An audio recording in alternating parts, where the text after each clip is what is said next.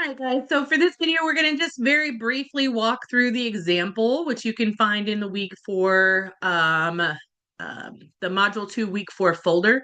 That is the example of the final informal report. And I really just have this here for you so that it is just visually able to kind of see what's going on. So we are going to do a email heading for this particular project. Remember, this is a heading, not a header. A heading is at the top of the page. A header is up here where it's going to be repeated on every single page. And we don't want that. We just want it at the beginning of the report. Okay. So header, not a heading. I'm sorry, heading, not a header. Anyway, so that is going to be your uh, email template that we did earlier in the semester. Okay. Then you're going to give me a title for your business proposal. And then you're going to start with your headings. And so your first one is current situation. And in this section, you will explain to me what all is going on, right? And you're going to give me that proof that student participation in clubs, activities, events on campus are going to lead to student success and student retention. And you're going to incorporate those in-text citations as you prove that. Okay.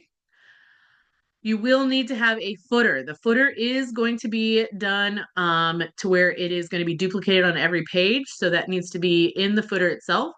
You're going to first put in this page. And we actually have another video that shows you how to do this footer, but you're going to put the page number in first. Then you're going to put in the business 20401 and then your section and your group number. And then the last names of all of your group members are centered. So we'll do that in another video though. The next thing this particular group did was their visual aid, one of their visual aids, and it does have the required caption that goes with the visual aid. Okay. Again, there's another video that shows you how to do the chart and the required caption that goes with all charts, tables, images, anything visual aid needs to have a caption. All right. Again, another visual aid. The next section is specific objectives. I will say I left this in this introduction here or this caption here because I wanted you to kind of see how detailed those captions need to be. It has to give you a very clear understanding of what that visual aid is. And we actually use this particular caption as the video for how to do them. Okay. Specific objectives, this is where you have like your SMART goals. You're talking about exactly what you're trying to achieve and how you're overcoming those barriers or what barriers you're trying to overcome rather. Next section is proposed solutions. So first off, we have a title of what the proposed solution is. That's what this is right here. I know you can't read it, but that's the title. And then after that, is their explanation of what they are trying to do.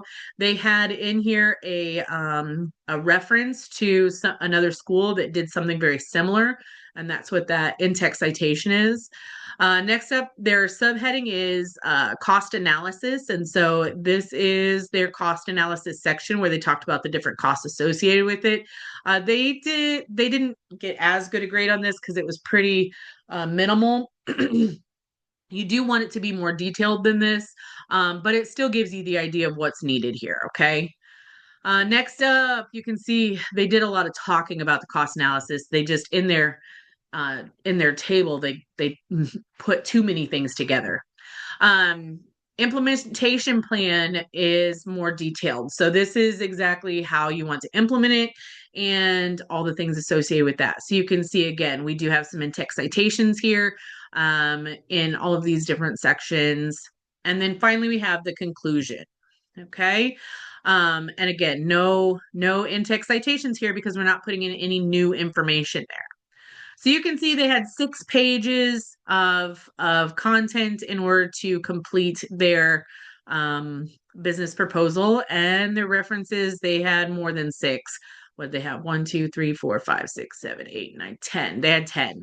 All right. So just make sure that you are using those headings and subheadings appropriately. And then this just kind of gives you an idea of what is expected to be able to see once you're submitting that proposal. Okay. All right, guys, that's it for me for now, and I will see you in the next one. Bye.